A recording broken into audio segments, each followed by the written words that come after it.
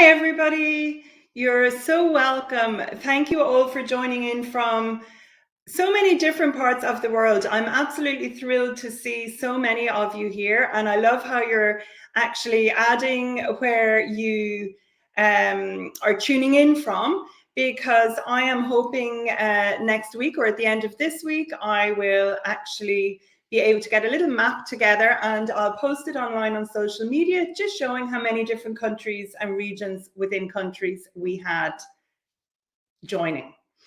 So for those of you who don't know me or who may have missed videos 1 and 2 in this series, my name is Nicola Brown. I'm a wet felt maker and eco printer living and working in rural Southeast Ireland. And my practice is all about sustainability and growing my own plants to use in the eco printing pot.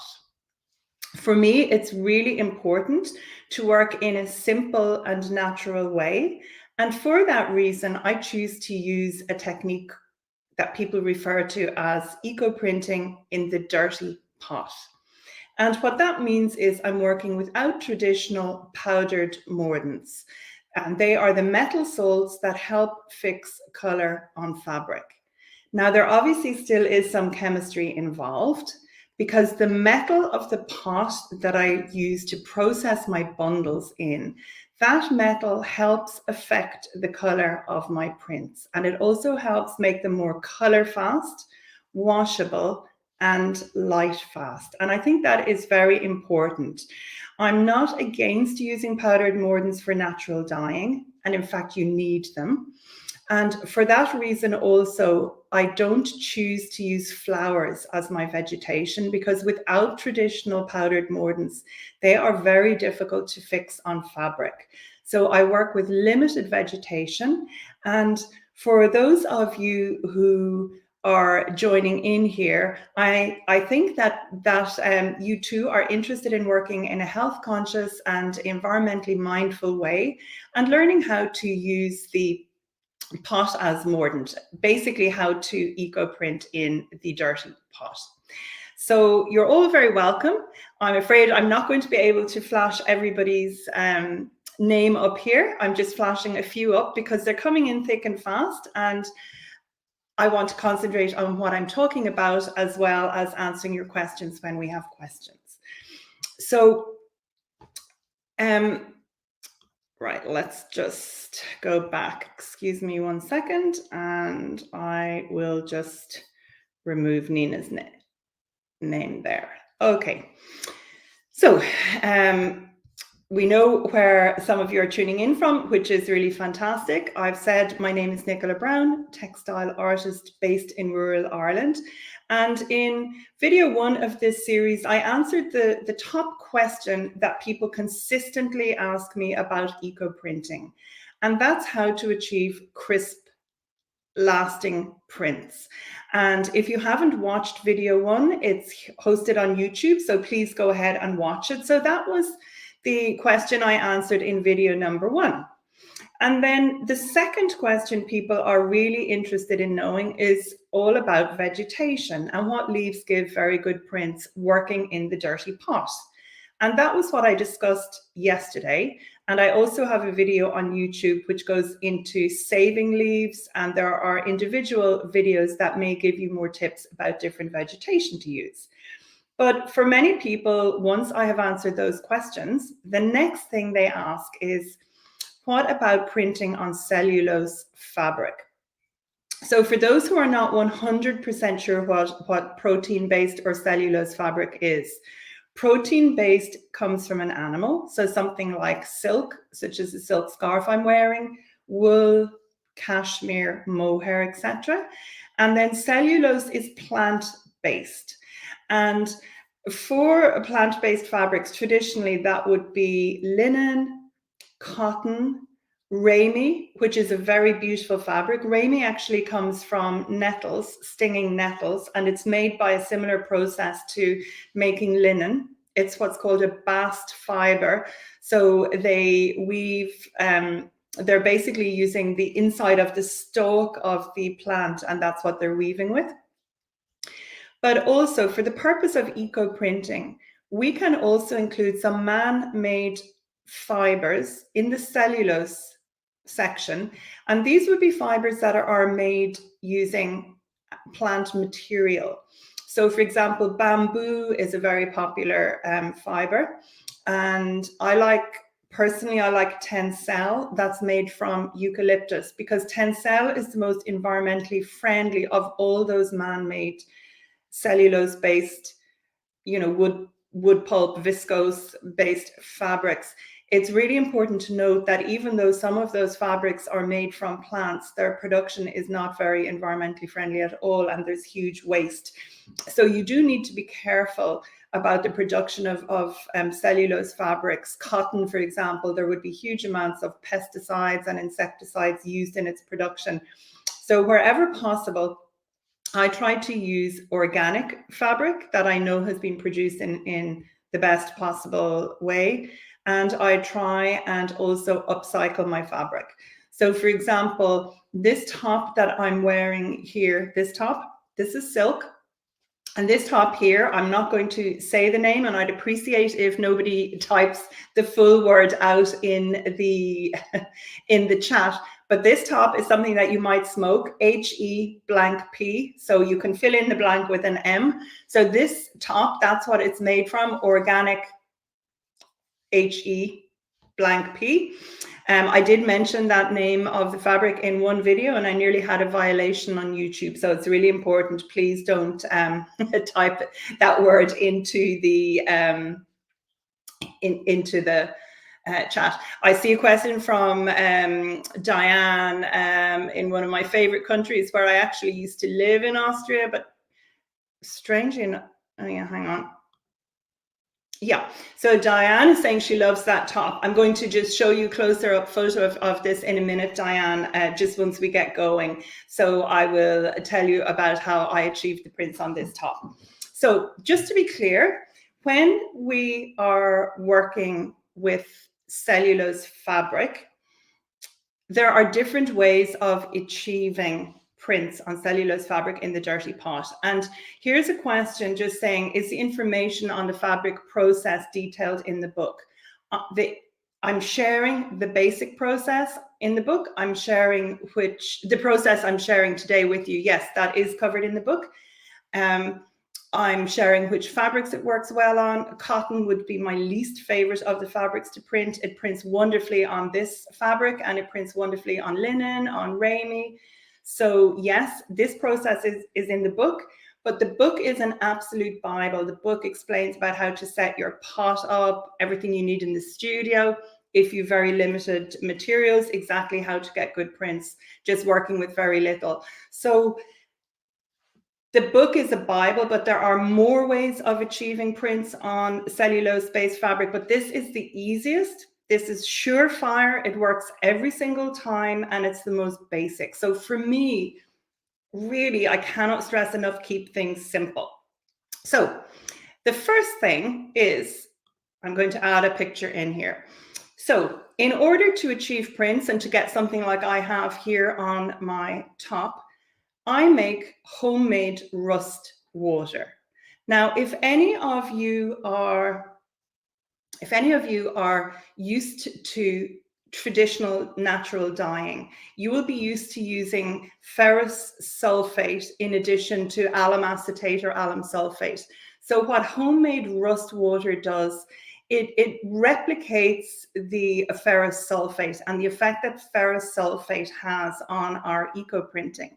And for those of you who were with me on day one, session one, where I was going through the absolute foundation, if you listen to my little chat with Caroline Nixon, her tip to you was get used to the effects that iron has on your vegetation, on your leaves.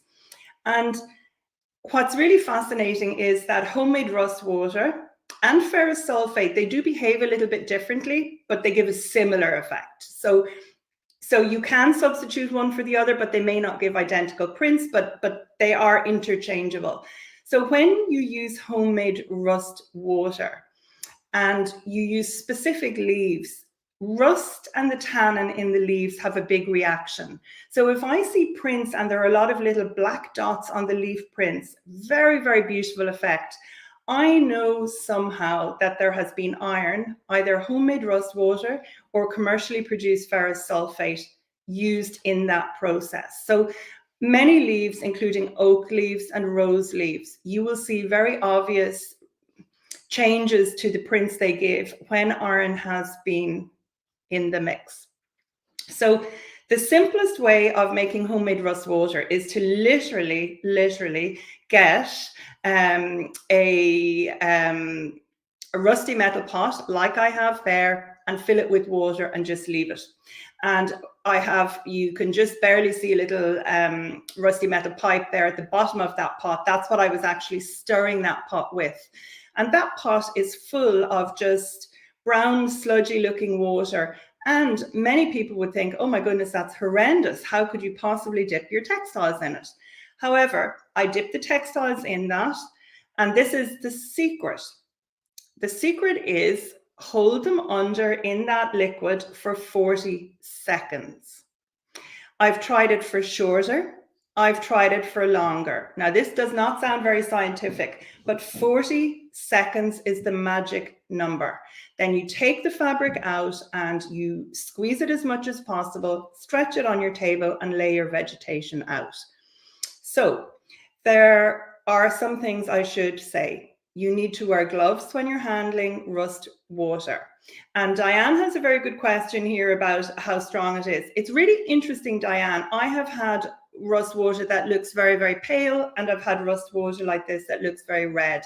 They all work equally well with 40 seconds. So I just want to say to you, probably some of you are asking yourself, oh yeah, but what can I do? I don't have an old rusty metal pot.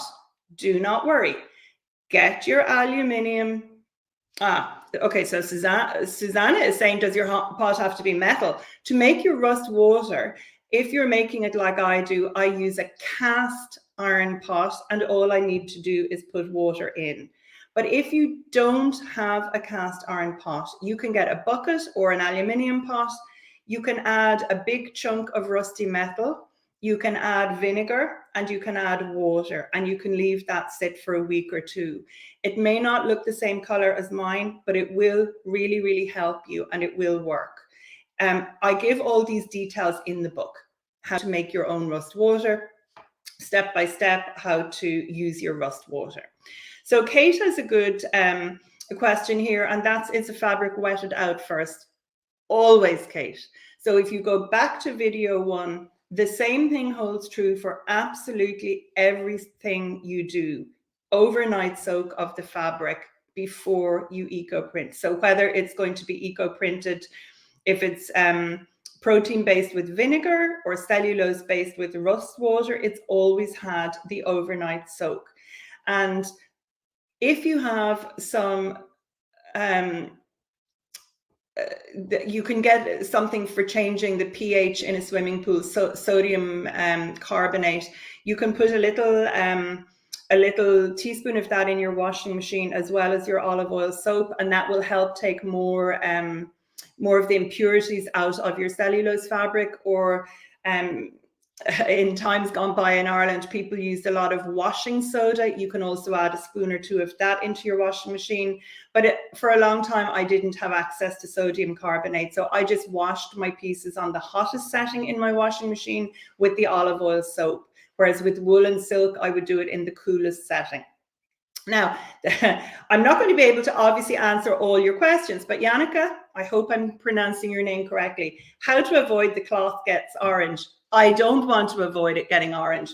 What happens is you need the rust impregnated in the cloth to get the good prints, but afterwards, when you wash the cloth out, most times all the orange washes out and sometimes a small bit is left there, but it always looks really cool. So please do not worry about those filaments. This is the beauty of working in this more natural way. We're not having to weigh things. It's a more organic way of working, I feel. I just love it, and I don't worry about that orange. And so Aranita, yes. So an overnight soak in water, and then the next day, the 40-second soak in the rust water, squeeze the fabric out well, lay it on your table, and off you go with your vegetation as you would have done before. So here's an example of a top. So this is an upcycled linen shirt. So when I buy clothes that I'm going to upcycle with eco printing, I'm looking for natural fabrics. So I would go into a secondhand store, or I ask friends, everybody who's clearing their wardrobe out. I'm looking for linen, for wool, for silk, for cashmere. Viscose is very good. And cotton is my least favorite. It's not the best for it. I mean, you can get nice eco prints on cotton, but it's nothing like as good as linen, Rami, and HEM with the P on the end of it fabric. So cotton is my least favorite. Sue is asking, I'm assuming, Sue, that you're asking this is the soak in the rust water. Yes, predominantly I would only do the rust 99.99% of the time. The rust soak is only for cellulose fabric. You need to go back to video 1 for protein-based fabric. And Caroline, this is the essence of the dirty pot. You never get as good results when you steam, ever, ever, ever. The dirty pot is filled with liquid rusty metal with maybe onion skins, and it looks absolutely black as the ace of spades. Submersion, all these pieces that I'm showing you here, these have all been submerged. But because we're not using traditional powdered mordants, what happens is only the most intense of the dye has the reaction with what we're using, and it fixes. So the background doesn't remain all black and sludgy. The dye color is coming out of the print material. It's adhering to the material, but the rest of it still stays pale. And here we have another question about how somebody has been Robin. I hope I have that correctly pronounced. Apologies for people who I don't pronounce your names correctly. Playing around with copper water. I have had 0 results with other waters. So for me, there is no comparison. I do like copper, a copper pipe, which helps modify the color where the copper is in direct contact with my fabric. But as in relation to a copper water, absolutely not. So this is really interesting hearing your questions. Now, don't forget, all of this is going to be answered in the book. I'm not trying to push you to buy the book, but the book is like a Bible, and it's being released tomorrow, the ebook. So yes, you boil in the dirty pot, and you use the time that you would boil the leaves or the bundles for protein fabric. You do the same time for cellulose fabric. So the only difference is in how you prepare the fabric first, but the bundles are processed in the very same way. And also you can process your protein and your cellulose at the one time. So let's just move on then to another one. So these are the prints now. This is part of the fabric of the top that I'm wearing now. So these prints here are cotinus. Some people call this smoke bush. And these are on the organic HEM with the P at the end of it. And you can see that there are also some lines on this piece of fabric. Maybe if I make it a bit bigger. So you can see some lines there. So rather than rolling this fabric, I actually folded this on metal, rusty metal plates. And can you see almost in the middle top section, you can see a few lines and a few little round circles. Those lines and those little round circles, that's where the pot liquid was able to touch the fabric. So when you look at the when you look at the leaf print, so let me see. Okay, so this one here, which is like an outline, that's where the front of the leaf is touching the fabric. But these stronger prints that are very, very dark there, where the dark prints are, I mean, they're all the same leaves. that's where the back of the leaf is touching the fabric. So yesterday we were discussing some leaves up, some leaves down, and that's a really, really good illustration that some of the leaves need to be up and some down if you want balance. And this is another angle of the top. Now, I have to say, I wasn't expecting to wear this top as much as I have. I made it during pattern testing. I really liked the pattern, but the top is actually a bit longer. It was sort of a shirt pattern test, and there was a crop version and a long one, and long sleeves and short ones. And this fabric is actually an organic terry. So it's quite heavy. It's more like a sweatshirt, but I have got so much wear out of this. This gets washed in my washing machine. I would say over the last 3 months, it's been washed twice a week in the machine. So I'll just switch back to me, and I washed it yesterday, and it actually had a tumble dry. So you can see how vibrant the prints are. And I just washed this in my washing machine on a regular wash with olive oil soap. So don't be afraid. If your eco prints are done well, don't be afraid to put them into the washing machine. The important thing is identifying the vegetation that will give you good prints. Here's a question from Linda. Linda, as soon as travel is safe, you can come. You can come. And Susanna has a good question here. No, when I'm buying yardage, like what I'm wearing, when I'm buying yardage to print, that I would usually buy a cream or an undyed white. But when I'm looking for clothing to upcycle, I would always be looking for pale colors or something that I think the prints will stand out on. Because, for example, if we go back to this one here, these prints are so strong. So those prints there would have absolutely no problem whatsoever standing out on most backgrounds. So I don't have a problem, but I'm looking for things like baby blue, green. I don't personally wear pink, but a baby pink. I'm looking for softer colors, and then I choose my vegetation depending on what the color of the background garment is. So everybody's here's a funny question. Well, first of all, here we have, when I steam cotinus, I get blue. It's interesting. If I steam cotinus with paper over vinegar rather than rust, yes, I get blue. And each cotinus prints differently. And I have had the experience in Canada where it didn't print at all. So you do have to get to know your own vegetation. But here is another here's another thing. I can't wait for the ebook. So tomorrow, the time that I will answer some more questions and explain what's actually contained in the ebook, that will be 6 p.m. again. I'll go live and I'll share the chapters and stuff and see here. So I'm really enjoying your comments here, especially when I keep reading the angry mushroom. I think, my goodness, are you angry? And then I read your nice comment. And so the pattern, Tammy, for this top, this top is, there's a wonderful Australian, where is it, Australian? There's a wonderful company, ELLES, ELLES is the lady's name, and the company is Miss You Sue, MISUSU, and this is the Shift T. And this particular one, the sleeve has two different parts. Hang on, let me go back to me here. So this particular one, there are all these different angles.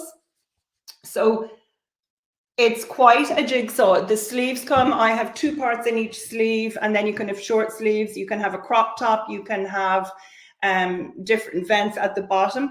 On my Facebook page, if you remind me tomorrow, Tammy, I will share a link to the pattern because it really is a great one. But you do have to really concentrate to make sure which pieces you put through together. Oh my goodness. So this is very interesting. Lexi, I don't actually know what a die set concentrate is, but I can tell you straight away, no. I use the power of the metal of my pot and understanding my vegetation and working with limited vegetation to set the prints. And I can absolutely guarantee that everything I do and that I've sold for the last number of years, fully washable in the washing machine. I'm not nervous of it whatsoever. I was when I started, but I never use anything to set the print except that chemical reaction between what goes in the pot and what the pot composition is. That's the whole thing about the dirty pot method. There are no additives or anything. It's understanding your vegetation. And Julie, I always neutralize my fabric afterwards. I did discuss that in video 1. I would use some bicarbonate of soda. I would make a solution up, or baking soda, make a solution of warm water, and then I would soak the fabric for between 15 minutes and half an hour after it had come out of the eco printing pot and I had removed the vegetation, prior to giving it a really thorough wash until it washes clean. So I neutralize the fabric. I have not had any problems whatsoever. Although interestingly, somebody recently, they sent me some pictures of a scarf and it had some issues, but I have not had issues. And I would say almost all my students, they've never had issues. But if you change the pH level too much of things, I have a very good friend who made all her most absolutely beautiful felt disintegrate because she used something that was too alkaline, and when she took it out of the pot, it just literally went to jelly and it disintegrated. So lesson learned on that. Okay, let's see. I have another slide or two, I believe. Let's see. Okay. So how do I show this slide? Sorry, one second now. Here we go. Okay, so here we go. This is a pair of linen trousers that I upcycled in the summer. And again, these were processed not by steaming. These trousers were processed by submersion. But you do have to be very careful when you bundle your trousers, that the crotch area isn't really sticking out on the outside of the bundle, because whatever is on the outside is definitely going to get a little bit more influenced by the color in the pot. So with these particular trousers, I made sure that the crotch area was right in the center of the bundle, so I didn't get any unattractive staining there. And I used blackberry leaves and the seed pods of rose bay willow herb. So those of you who live in North America and Canada may know rose bay willow herb as fireweed. And if you look behind me, I have herbaceous borders behind me, and you might be horrified to see the fireweed behind me. It's way above my head and it's got that pink flower on it. I actually am happy to cultivate that because the prints that the fireweed gives, only the seed pods, are absolutely beautiful. So that's just a tip for you. And can you see how the prints are very much darker there? The blackberry leaf prints are very much darker on the linen than they are when you're using the vinegar on the wool. So the thing is that different methods produce different results. You can get colorful prints on linen and cotton, also in the dirty pot, but that's for another day. That's, you need to use things like soy milk or yogurt, etc. And that's nothing that I'm discussing in the book either. I want to strip it back to the basics and enable people to have successful results, because there's nothing worse than starting something like Caroline as well. For those of you who've seen the first video, Caroline was just saying she was actually quite lucky that when she started, eco printing as a process really hadn't gained the recognition that it now has. And so there wasn't as much to ooh and ah over online. There weren't as many different things and colorful prints. And often people are using synthetic dyes with eco printing as well. And that does work. So it's really easy to look at other people's results and get frustrated. But for me, stripping it back to the basics, like I do have tree envy. I have envy of Caroline's walnut tree. But the thing is, get to know your own vegetation. See how the fireweed, for example, how the seed pods print on wool, how they print on linen. They give the most wonderful purple on linen. They give sorry, they gave blackish color on linen with the iron. They gave the most incredible purple on wool and silk. Then, for example, the scarf that I am wearing now. So this scarf, it's very dark because it's influenced by the iron that I used. This is also influenced by iron. However, these were both printed with the same vegetation, so cotinus. But if I didn't have as much iron in the pot, if I had rolled this on a copper pipe, these would be pale purple. So get to know the vegetation that you have access to yourself before you envy everybody else and you try everything. And almost always when I teach abroad, I teach a lot of textile professionals as well as total beginners. And people will come and I'll often ask at the beginning, what would you most like to get out of our time together? And often people will say, well, I've been eco printing for a while, but I'm not happy with my results, or they're very brown, or I don't know X, Y, and Z. And inevitably, it comes back to something very simple and very basic. Using vegetation that's never going to get the color print they want. Or like, I cannot tell you how many times I say don't use flowers to people in the dirty pot, and don't put any other vegetation except onion skins or eucalyptus leaves in the pot liquid. Now that will be in the book. I will make sure that I emphasize that. So if you put any other vegetation in, there's tannin in it. It gets very dark. It gets very black. You may not see your prints at all. So it always comes back to the basics. Okay, I'm going to just go down through here to a few questions, just so that I make sure I can get them. Oh yeah, so Anne has asked a question about how to add it to the washing machine, and thank you very much, because here's the answer. Oh, sorry, 1 second. Grating it. I actually have a little 2-minute tutorial on YouTube just showing how I grate it. Then I add water, I make it into a gloopy solution, and I add a spoonful. This is a good one. How about fabrics that have acrylic mixed in? So if you have fabrics of a mixed blend, you need to treat the fabric as if, or depending on what the blend is, you need to treat the fabric that whichever is the highest percentage of fiber.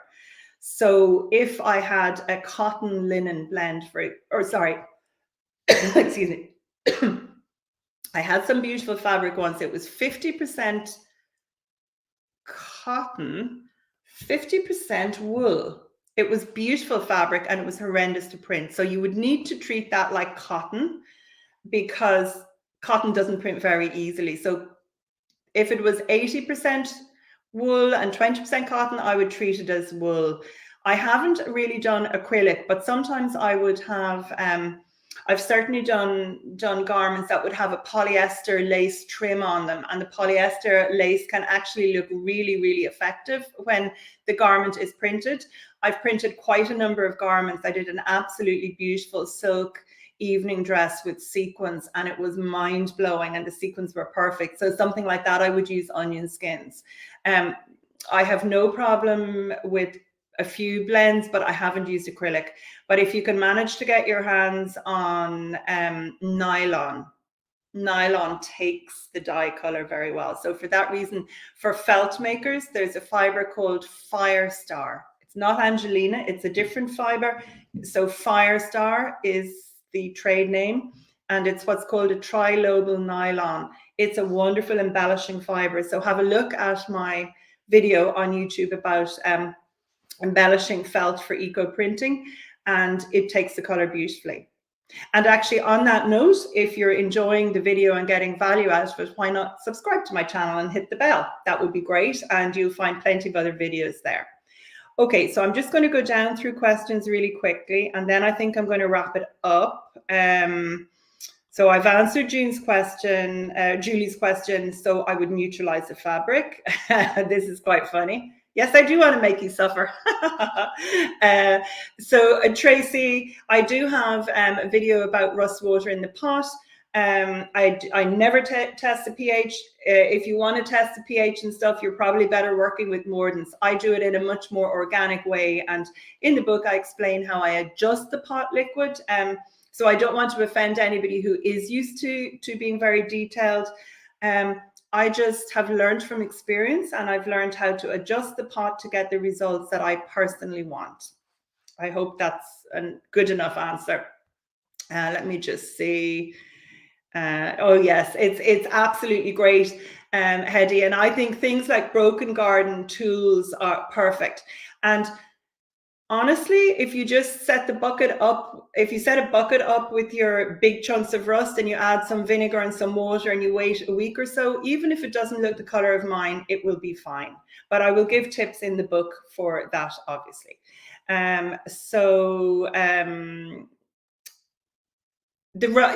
You've just got to trust me. Did the rust? Well, of course, I do have plenty of prints here because I wanted them. But in those trousers, let me go back to the trousers.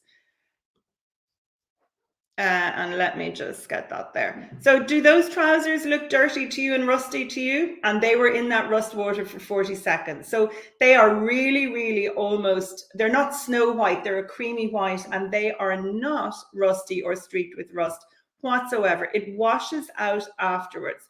You've got to trust me on this. Oh my goodness, Susanna, always the leaves, no flowers, no flowers, no flowers, the leaves. Okay, I would say you get the soap. So it's not exactly a laundry soap, but TJ Maxx, we have TK Maxx here in Ireland, but TJ Maxx or somewhere like Good Goods, or any of the more sustainable minded shops or health food stores will have olive oil soap. You can also use a coconut oil soap, a goat's milk soap, anything that's natural. And in the USA, you could also use Dr. Bonner's. I have used Dr. Bonner's soap successfully. Yes, Nancy, the brown onion is my favorite. The white and maybe what we call brown in Ireland is what you call yellow. So it's quite a golden brown color. White gives nothing. The red prints, it gives more olive tones, but I prefer the brown. Oh yeah, this is really interesting, Chris. Yeah, eucalyptus flower buds are good, but not the flowers. It is fascinating how some eucalypts as well, the buds print really well, but the leaves on the same tree don't. It's just really fascinating. So I do think clearly I can't discuss everything in these videos, but I hope that you've got value from this. If you have any last minute questions, please just type them in now. I'll stay online just for a minute or so, but otherwise I will see some of you, if not all of you, tomorrow at the same time tomorrow, when I'll just do a quick rundown of the book. And there will be an exciting little extra tomorrow. Well, I hope it will be exciting just to celebrate day one of the book. And oh yeah, that's a great thing, Gillian or Jill. Olive oil soap from felting suppliers. That's a really, really good thing. Yes. And the other thing is, I will drop a link. I now have a page on Amazon, and I'm adding things like my favorite wet felting books. The olive oil soap is there. I've added my favorite books for natural dye and eco printing. So no barrier, Margaret. I see Margaret saying trousers are wonderful, and I got such great wear out of these, Margaret. And no barrier, just rolled up and away I went. No, Adrian, horse chestnut leaves in the membership program that I'm launching towards the end of January. Horse chestnut leaves can be used without mordants when you're doing tannin and iron reactions, but I have got absolutely zero prints from them doing this. And I've got no prints whatsoever from walnut doing a rust water dip. So I would say that blackberry leaves, rose leaves, eucalyptus leaves, and fireweed and cotinus are the best for the rust water dip. Okay, so thanks very much, Julie. Oh, here we go. Margaret, don't break my heart. You have got to just look. So I have about 50 pots now, and I just ask people people throw out their old ham pots. If you know any farmers, often they'll have pots in their shed or out the back. eBay, you can also look for a fish kettle, but it is very difficult, Margaret. But once you start looking and putting the word out, ask all your friends, have they got an old aluminium pot or even a cast iron pot? Maybe they were, if you know farmers, they might have been cooking vegetables in them. Ask them, have they got any old wool blankets, and have they got any old linen sheets or any old tablecloths? You would be really surprised what you can get. And I also used to leave my name and phone number with all the charity shops and explain what I was looking for. Hi, Nancy, how are you? And Catherine. Oh, wow, you're very lucky if you have a Middle Eastern shop. Actually, Catherine, that's a good point. Probably in Ireland, some of the Asian supermarkets, they may not actually have olive oil soap, but they will have some more natural soaps. So yeah. And absolutely, junk shops and secondhand shops, scrapyards, car boot sales, but don't underestimate the power of asking your friends. Trisha, I suggest you just go to a hardware store and you just explain you want something like a piece of scaffolding pipe and what can they suggest. And I think you'll just, just get a piece of scaffolding pipe and it'll rust with time. It may not be cast iron, but it will work very well. So I think sometimes I've been lucky. I've picked up pipes on the side of the road, and because I usually drive a pickup truck, I can fit them in. But you do need to really, really keep your eye out for those sort of things. So look, thank you so much, all of you, for joining in. I really, really appreciate you joining me. Okay, so one final question. The top that I'm wearing now, no, I didn't. I almost never use barriers. I want the influence from the pot liquid. So let me go back to myself. So no, so there's no barrier in what I'm wearing. So I almost never use barriers. I do use them if I'm doing something called a tannin and iron reaction. And I don't use plastic, so I use waxed paper as my barrier. But no, so all of these pieces, the whole beauty of the dirty pot is submerging. That's the absolute oh, this is interesting. Yeah. So the essence of the dirty pot is not using barriers and things. Really, I would say it's submersion rather than steaming, although you can steam. So this is interesting. Floor lamp poles are bare cast iron on the inside. That's actually very interesting, because then you could, of course, scrape off the outside. And yes, Mona. So all of the videos are going to be hosted on my YouTube channel. So yes, you can watch them. And then after the book is released tomorrow, I'll go back and I'll edit the video description so that I can add the link in to purchase the book. I will add the link in for my Amazon store, because that's where I have collated things like my favorite books and also my absolute top recommendation for a processing stove, like a big gas stove, etc. So I'll put all those links in the video descriptions. And so I'm just looking to see. So they will all be there on my account. Thank you so much for all your lovely comments, etc., and all your thanks. And I think I'm going to sign off now, and I'm going to go and release my beautiful dog Pip from the boot of the car where she is there. And I'm going to release her now and go and have some supper and maybe even a glass of wine. So you're very welcome, Chrissy. Thanks so much. You're very welcome. Thank you for joining me. And this is very funny. I'm not leaving the streaming until the ebook. So look, thank you all so much. And over and out until 6 p.m. GMT tomorrow night. Cheers.